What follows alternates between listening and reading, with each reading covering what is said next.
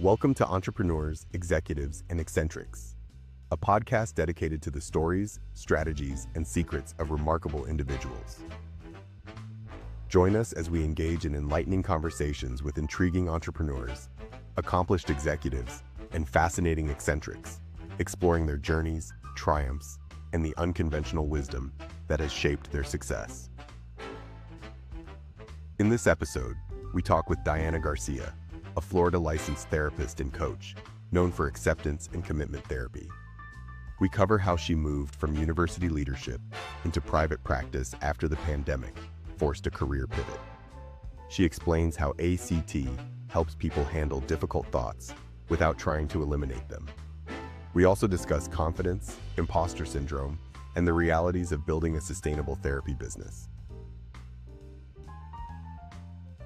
Hello, Diana. Tell me who you are and what you do. Hey, Scott. So I am a licensed therapist and a coach in Florida. So I've been a therapist for over 10 years at this point. I've had my journey as a therapist. I started traditionally when you go to grad school, you learn everything on how to be a therapist, and then you typically do what's called like community agency jobs, or you do kind of residential treatment, which is what I went into. I worked with substance abuse, both at some point with court-mandated clients and then voluntary clients for a couple of years. I got my bearings as a therapist, which thank God, because at this point you can throw anything, I think, clinically at me. And I feel like that early years really trained me to do that. And then at some point in my journey, I shifted and was working at a university, and I was working with students who were also struggling with mental health. And that's where I was at when the pandemic hit. And I say that because it's really important in my journey and being a business owner is that once the pandemic hit, my job as a director, I was going to get laid off. My company at the time, the job was going to close down. So I had to figure out what pivot I was going to make. That's exactly right. So what's funny is that, you're in college and school, and they're kind of they're all, whether it's directly or indirectly, kind of pointing you toward private practice, but no one actually tells you how to be in private practice, right? So you have all this, you have all of this kind of kung fu, but you don't necessarily know how to house all that in a corporate structure. So we'll kind of go back before that, but just in the interim, kind of, how did you learn that, right? So you lose your gig. You're like, I'm going to have to do this on my own, which I was told I was going to have to anyway, one day anyway, as private, as a therapist. How did that go exactly? Did you have help kind of going down that road? Yeah, so great question. I think you're absolutely right. When you're in grad school, they teach you how to be a therapist, but no one teaches you how to run a business. And to be in private practice, it is a business. And I think people don't realize that when you're a therapist, especially because unfortunately, as a therapist, you get kind of sold like you should not be focused on making money. That should not be important to you, especially because like you're helping people. And I would hope most people go into this field to help, and we don't go to make a ton of money. And I think the reality of living in our world is that we do need money to survive. So I think it's like kind of molding that mentality of learning how to run a business and run a successful business. At the time, I was fortunate that I already had some friends that were already in private practice, and I had dipped my toes into like a part-time private practice, but very part-time. And then I also started working with a business coach, mindset coach as well. So I realized like, okay, I needed some extra support, especially I think bridging that gap between like that scarcity mindset and that abundance mindset. That's been really helpful in running a business and not getting so freaked out with like all the highs and lows of running a business. Because I think to run any type of business, you have to have that level of like resiliency emotionally to manage when, oh my gosh, what's going to happen when I can't pay the bills? Or, oh my gosh, there's this curveball. I've been working on this new offer and it's not going well, or things like that. And needing to move through your emotional experience first has been really helpful for me. Yeah, because it is definitely you're like, can I do this? Do I have sure, maybe I'm a really good therapist, but can I run a business? Can I do taxes? Can I do QuickBooks? Can I do accounting? And how do I get paid? And there's all these kind of unknowns. And then just like kind of going in that direction, like the darkness becomes a little lighter, like the farther you go down the hall.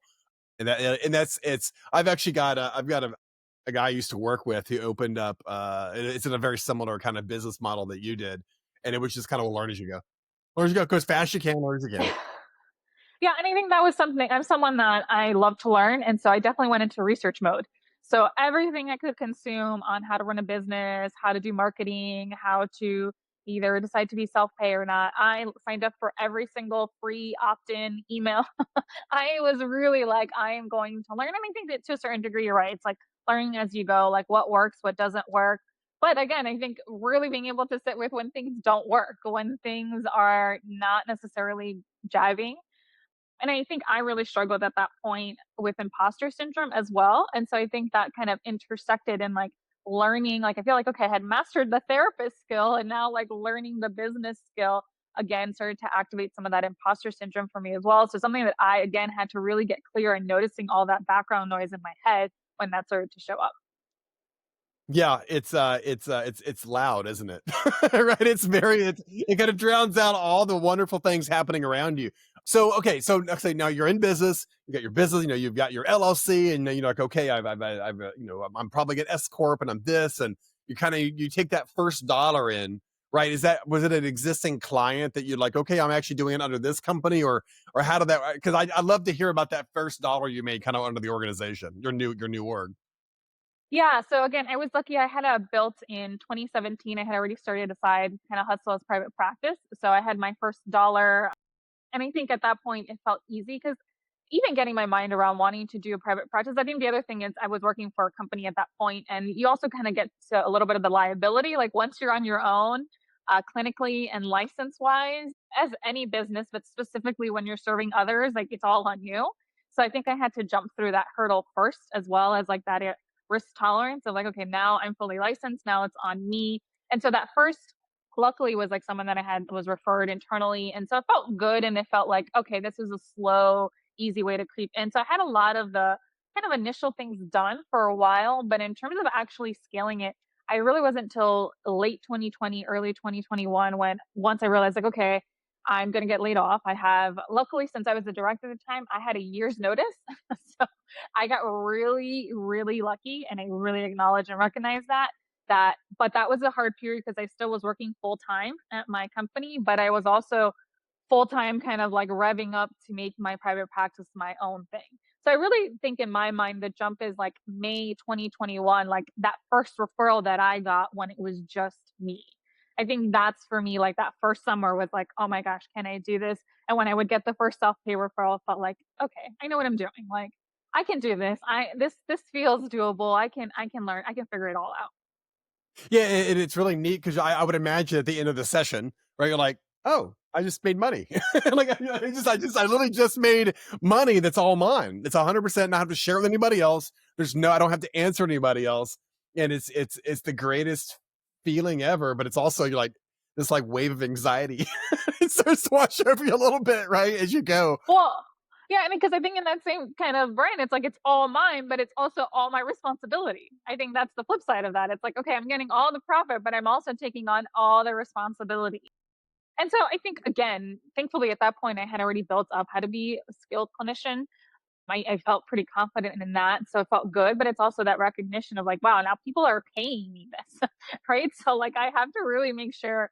And I think that just comes back to what like my value of like wanting to do a good service, wanting to help someone, especially I understand the investment and working on yourself that they're actually seeing something. And I think that was also important. And I was much more conscious as a business owner and private practice of that, like wanting to really make sure that I was serving the people I was working with. Yeah, and it's yeah, and I also wonder if we do a better job because it's ours, right? I wonder if our Mhm. maybe it's real or imagined, but I almost feel like the thing that we do, we actually do with more it's more pride because it really is all ours. It's all kind of our problem. So okay, let's talk about the specifics of the type of therapy you do, right? And also, do you have any other projects that you've kind of hung off the side of these? Because it's never just that. It's always, well, I also have this going on. So let's kind of hear about all those kind of things if you don't mind. Sure, absolutely. So I'll start with kind of the specific type of therapy. So I work a lot with individual clients. I would talk about generally the population of stressed out millennials, and then I also do couples therapy. The primary modalities that I work with is acceptance and commitment therapy, which that's a plug for ACT. If anyone doesn't doesn't know that, whether you're in therapy or not, those are skills that anyone can apply. And so that's really the modality I use and I find really successful. And then with couples, the truth is, I think a lot of people get stuck when it comes to couples. Couples at times get stuck in these common communication or history or baggage, and then we don't really know how to move through that. And so I've incorporated a lot of emotion focused therapy in that work with also some ACT as well. And then you're absolutely right. That is not the only thing I've done. So, kind of a spin off of that is in the last couple of years, I started to do trainings with another therapist. So we have like our own little 2 ACT fangirls, as you can see. I love ACT, and I'm not even getting paid from them. That's just the modality that I strive and really gravitate towards. And so now we've started training other therapists. We have a group consultation where we supervise other therapists. So that's its own separate little thing. I also, at the end of last year, I wrote a book on negative thoughts happen. So again, with this population of people who struggle with all that noise, like Scott, you said, it's a really loud noise, and I think to be human is to have that noise at some point in your life. So my book really gives you tools to move through that.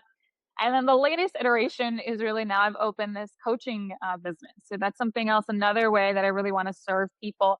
And this is really going to focus on empowering first and second generation women feel confident, build trust in themselves, and make decisive action. Because I really find that that's a passion that I have, that niche that those people, probably because I am a second generation Hispanic, that I most relate, and I probably have gone through very similar struggles. But in working with that clientele, I really just I think I light up. That's okay. So your clientele for that particular type of business, women who are entrepreneurs, basically ish, or in leadership. Yeah, entrepreneurs, leadership, there's like some area in their life where they're getting really stuck, right? So there's a part of their life, whether that is entrepreneur, leadership role, which can show up, or even to a certain degree personally, there is like an interpersonal relationship where they can't navigate, they don't know how to really be assertive, set limits, set boundaries. Because the truth is, like, the reality is, if it shows up in one realm of your life, it's going to show up in different realms of your life. So in my lifetime, I have probably interviewed 1,000 people, and I'd say, and typically the interviews I've done are for technical roles, right? If I was hiring someone, and let's say in that, I'd say 10% of those people were women, only because at the time technology was really more of a kind of male dominated. I think it's getting a little bit more balanced out now. And I started saying this 10 years ago that men will lie with the confidence of a serial killer. Women will tell the truth and still doubt themselves. Yes. Right. Yes. And it's obviously not for everybody. And anybody listening, I don't mean that's obviously across the board. It's just been my experience that men have this like unfounded confidence. It just never, it's just a never ending amount of confidence. And women, they're a little bit different. Do you want to talk about that just for a little bit, and without obviously being too sexist? At least I'm doing my best not to be. But it's like No, no, I hear you. reverse sexism, I guess, right? Yeah, I hear you, and I think I agree. I've seen that a lot as well in working with women and both male and female clients, seeing that discrepancy, that difference, right? That classic kind of when they see like an application and like all the requirements, and a man will like just BS their way through it, and like maybe they don't have experience or they'll learn it, and then a woman will be more than qualified, and maybe they don't check off one box and they're like, I can't even apply. I'm not qualified, right? And how people get really in their head about that. And I think to a certain degree, one, whether it is a male dominated world or industry, right? Maybe technology at that point, hopefully there has been strides, but even more so, there's this space of like imposter syndrome and doubting yourself. And then maybe women to a certain degree are like maybe taught to be more careful or socialized, and to a certain degree, and I think it's pretty sad because I do think that to a certain degree, a lot of women sell themselves short. Like they are more than qualified to put themselves out there. And that's the funniest thing, that when I start to work with women and pick that apart, the truth is like there is not a skill set that's not lacking, right? It's really that mindset and that confidence of them trusting themselves that they can actually do this. And again, not to like, be sexist and so forth. So sometimes even with my girlfriends, we'll say like, have the confidence of like a white cisgender male going into an interview and like really own that level of confidence, because you actually can deliver. And I think that's really important to lean on. And this other thing, because it's, even if you don't know something, it doesn't mean it's not a skill you can't learn. And I think that's really important to embody like this growth mindset.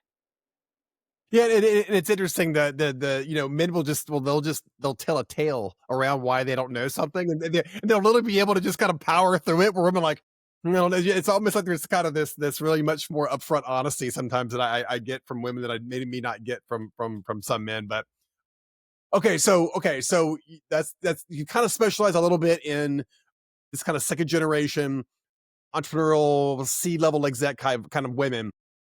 How are you finding those clients exactly? for the people that are kind of in this kind of private practice, that could mean doctors, that could be dentists, that could mean therapy, right? How are you finding your new clients? Absolutely. So I think it's a combination of different types of marketing. I think on one end, leaning on because I had an existing practice, and again, even though there's a little bit different, there's some overlap, right? To some of the existing marketing that I had in place. So I spent a lot of time on YouTube. I've gotten much more YouTube savvy and so forth, but with the goal of ultimately sharing helpful information. So I really try to keep that kind of at the forefront of whatever I'm creating or doing, is that even if it's a free product that I'm doing, it's valuable and useful because I don't need to waste anyone's time. And so YouTube, I lean on heavily. SEO. So I think with the reality of the world that we live in is a search engine optimization. I'm not sure if your listeners know that, but really that's something that's been really helpful in my private practice. So I took a whole SEO course and so forth, and that's really helped both in my private practice, right, and Google and maximizing all that. And so that's really where I've been finding more of the referrals. And the other really important piece is word of mouth.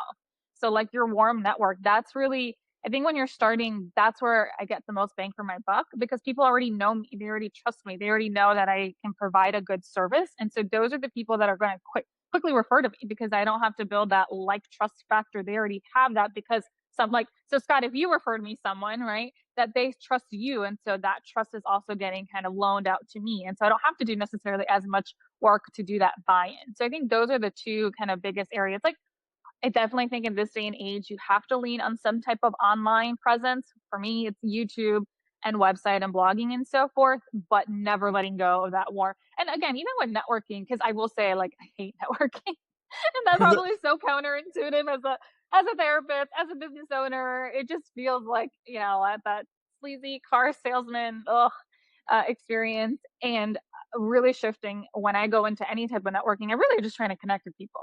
I mean, one thing that I love and love about my job working with people is I genuinely find people so interesting, and I love hearing people's story.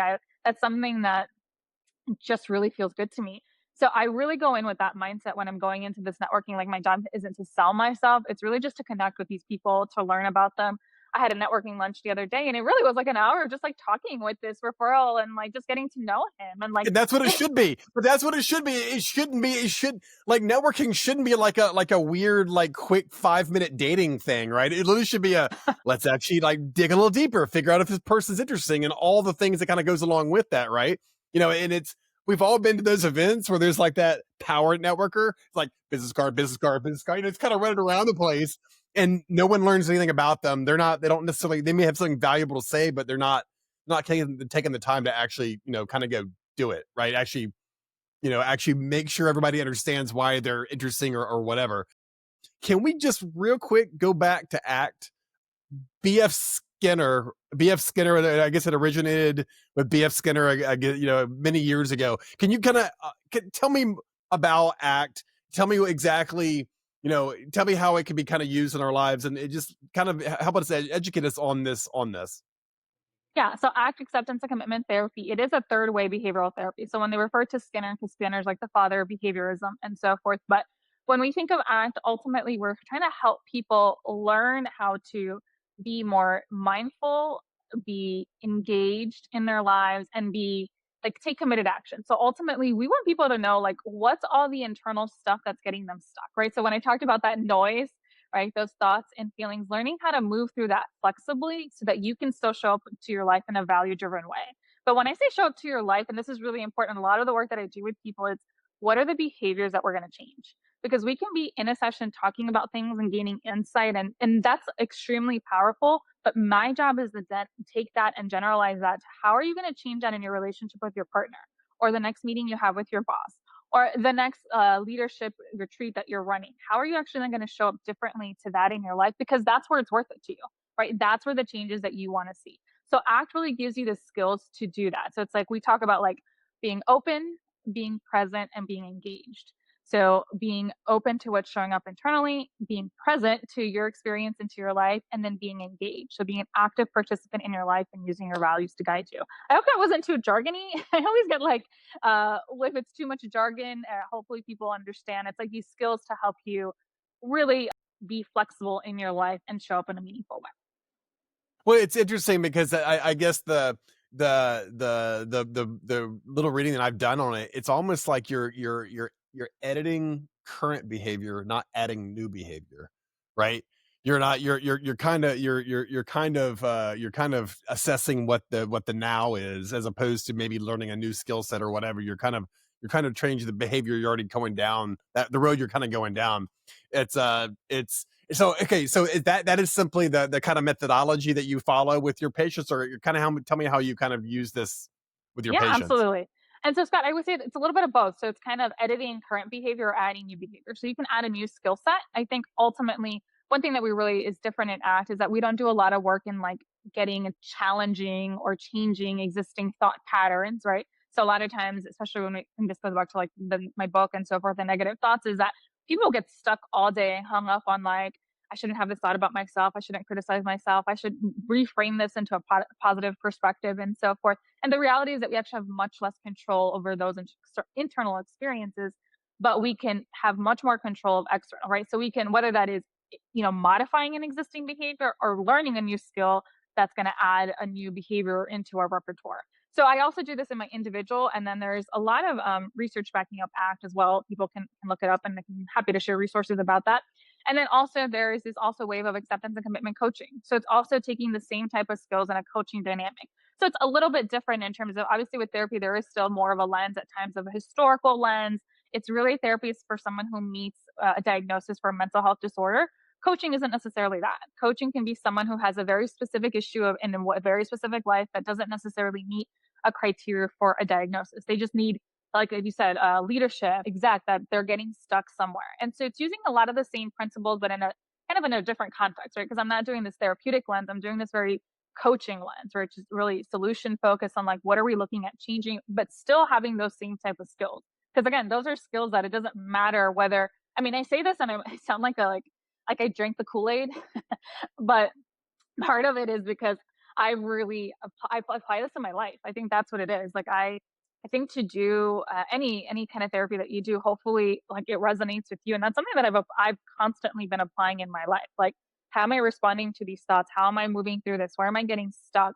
How do I want to show up to my life? Whether it's as a business person, as a partner, as a friend, whatever the case is. So these are skills that are just, regardless of what area we're talking about, are going to generalize and be helpful for you. It's funny. I was looking through. See, because I was looking through your blog, right? And it feels like every other blog post is about a book, right? It's about this, about that, Oh, about the other. And I kept saying ACT, ACT, ACT every kind of mention in the actual in the titles. So let's talk about your book. You actually you went down this yeah. this relentless, awful process of writing a book. At least it's been my experience, and it's an absolute butt kicker. What has been your experience with the book? Gosh, same, Scott. I would anytime I've had a couple of colleagues reach out to me after the fact who are interested in writing a book. I'm like, can I pick your brain? Like, what was the process and so forth? And I've been really honest. Because no one sat me down and gave me the honest truth. Like, if you're going to commit to writing this book, let's be real, what you're committing to. For me, I was committing to months and months on end of sacrificing my weekends to sit down and write this book because I was still running a full time practice and seeing clients. That meant that this was something I had to commit to doing on the weekends. It's something with writing a book, especially I signed a contract with very clear deadlines. So Scott, I don't know about you because I see these certain authors are like, yeah, I have like 2 or 3 years to write this book and so forth. I signed a contract that I had three very specific deadlines that I had to submit these three very specific parts and I had to get them done. So I think the one thing is having the awareness of how much work it is up front. Not only, I mean, on one end, I felt really fortunate because obviously you said it, like in my blog, ACT is sprinkled everywhere. So that part I felt passionate about. I really already had a lot of the knowledge base, but then transferring that into, to a certain degree, a new skill set, right? Because sitting down, writing, changing your voice, editing, going through the editing process, talk about having thick skin. I think when you get back your manuscript and there's like, right, like you think when you're in school, all those red marks and you're like, okay, let's sit with this tolerance if I, that whatever's showing up, but ultimately to produce something that's meaningful. So I'm with you, Scott. I had the same experience. I will say that I definitely had these moments where I got into flow, where once I was like in it, I could just like knock out like a couple of pages of writing and like I was just in that headspace. But flow does not always happen. Flow is an intentional, like, you for me at least, it was, I need to be, this is my commitment on a Saturday or Sunday. I'm sitting down and I'm going to, even if it's like I just wrote a paragraph, that's the commitment that I have to do. And if flow shows up, great. But if flow doesn't show up, I still am sitting my butt down here and trying to kind of get this book out. It's not something you can summon, right? Your creativity is not.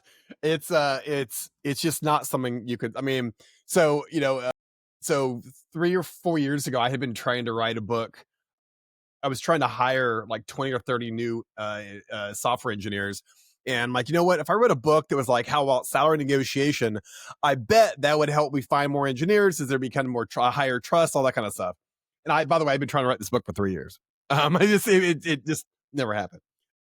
And then I finally, so I created an entire company out of this experience, which is Bright Ray, which is the idea of kind of pulling books out of people's heads because it's a terrible process.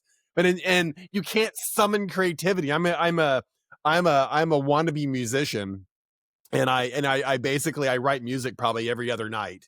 I can So never. you are There's a no musician. You're not a wannabe. You're a musician. You're a there's musician. I can't summon it. I cannot there's no summoning the gods of music, right? There's none of that. You just can't do it. And writing is very similar. You have to be in the right spot. And if you say I'm going to be doing this on Saturday, you're not going to be in the right headspace because they got to be ready for Saturday. You're probably dreading it all week or whatever. It's coming up, and now you've actually got to do it. But so okay, so are you already? Is your book already published? It was published last year, so people can check it out. Negative Thoughts Happen. I can definitely send you the links. It's also all over my website as well. So Oh, I it didn't has a see that. whole bunch of, yeah. Go ahead. Yeah, I'll add that to the bottom of this podcast, the links to Amazon and such. yeah, great. It has a lot of skills. So again, if I hopefully anyone is curious about ACT, it's a great primer because it gives you a lot of like easy skills. So you don't have to be a therapist, you don't have to be in that world. A lot of easy skills that you can start applying, exercise, concrete things that you can start to do, whether professionally or personally. Because at the end of the day, again, if we're learning these skills to deal with our internal experiences, that's something that's going to be helpful across the board. Typically, I would have ordered that by now, but here we are. Okay, so are you finding that like is there headwinds in your business? Because it feels like everybody and their dog became a therapist the last 2 or 3 years, at least in my circle of friends, people I know, right? It feels like a lot of people are rushing toward this. Have you also noticed that there's a little bit more headwinds in terms of new business and such? I've noticed a couple trends. So I've noticed that everyone and their mother as a therapist is online. So that's something. So what's interesting is pre-pandemic, it would have been pretty rare to find a therapist online. Maybe there was a couple, but it would have been pretty rare because also pre-pandemic, a lot of the state laws, or it wasn't really something that in our field was really encouraged or talked about, and so forth. Obviously, when the pandemic hit, as every other industry, we had to learn to pivot and go online. So at that point, the shift that I noticed happened in the field is that everyone went online.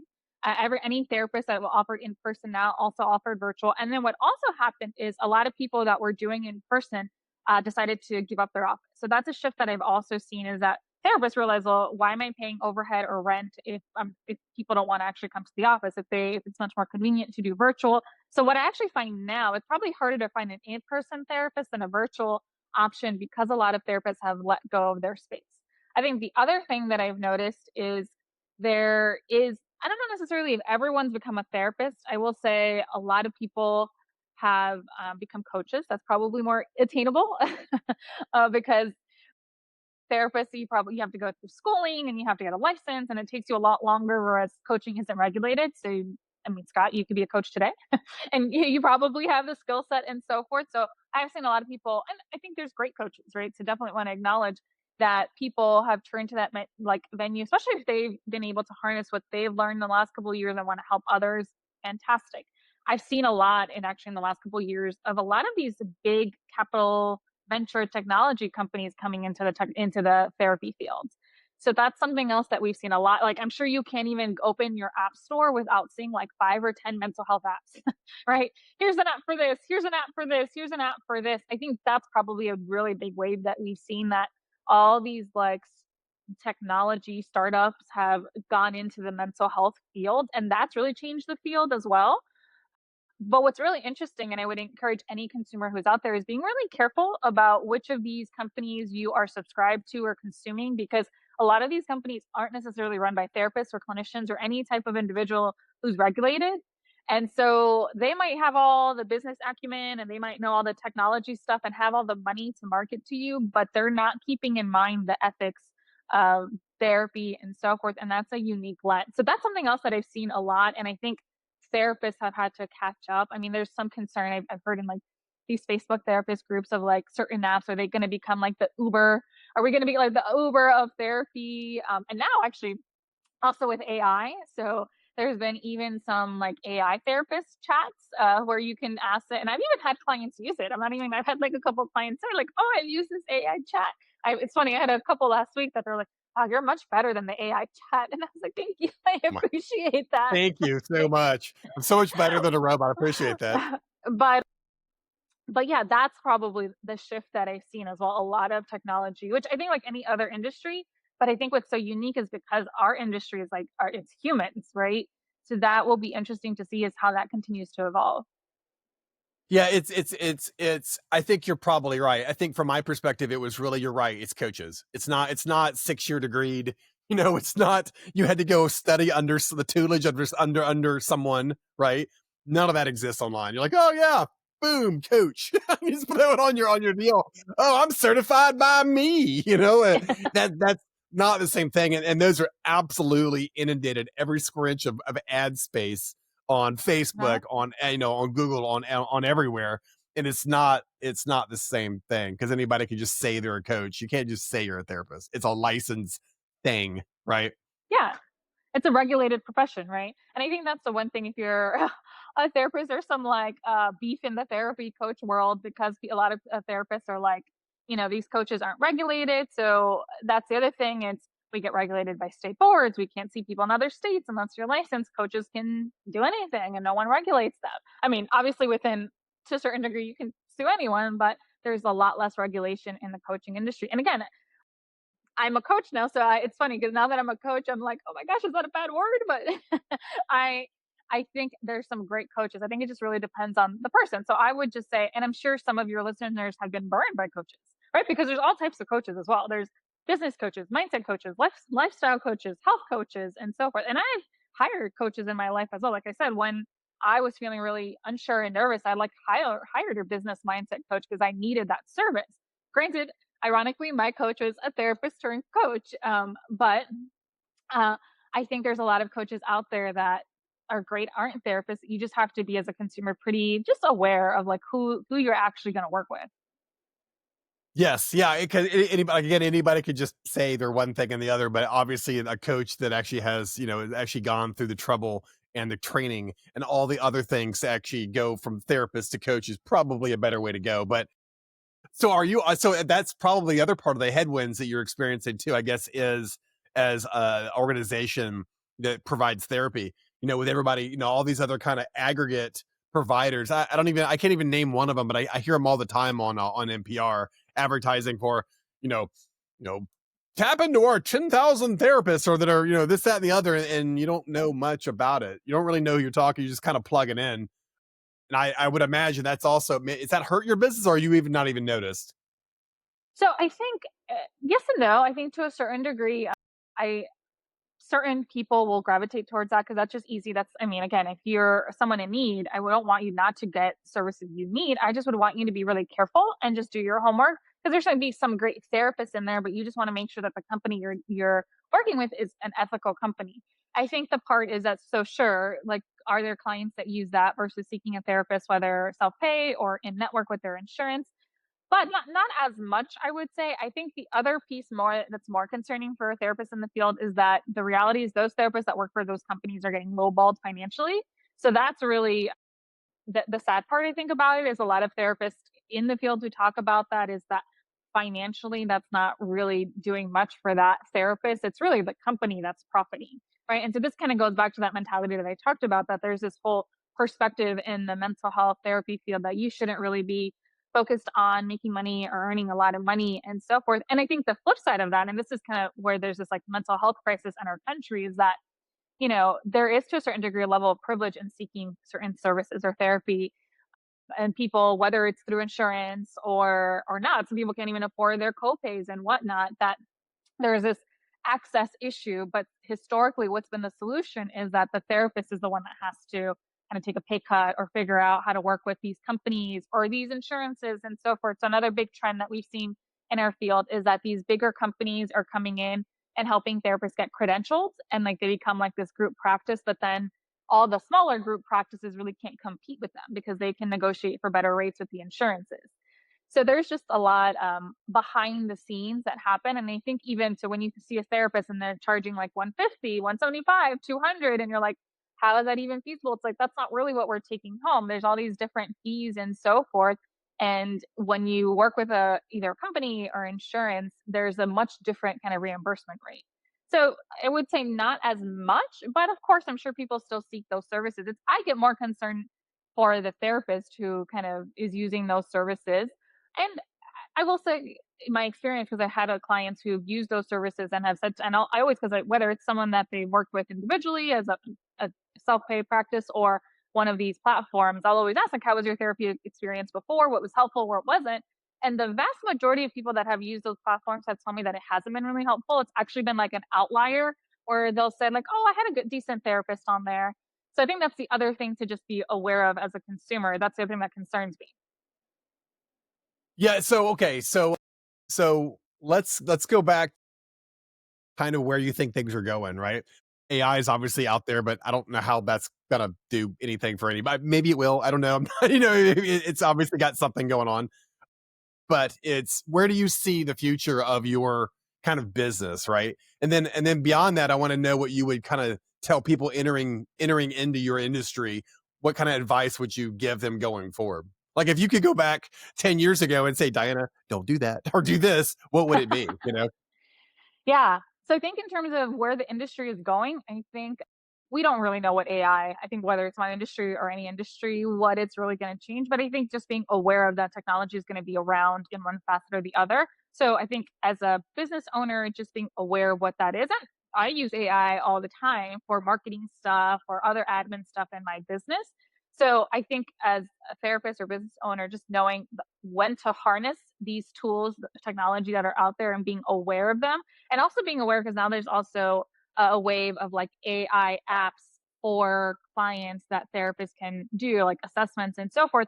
So I think the other thing is being aware as a therapist of those apps, the ones that are really research based and credible, and the ones that you should probably stay away from because that's not going to go away. I think this thought that like people aren't going to use that, that's not going to go away. Do I think we're going to get replaced? I don't think so, just because I think the fact, especially in my field, there's a unique human connection that I don't think a robot can ever replicate or replace, and a level of empathy that is just something that you cannot get from an AI model. Even the recent ones that were showcased by Elon Musk and so forth, like I don't think that they can replace the work that I do.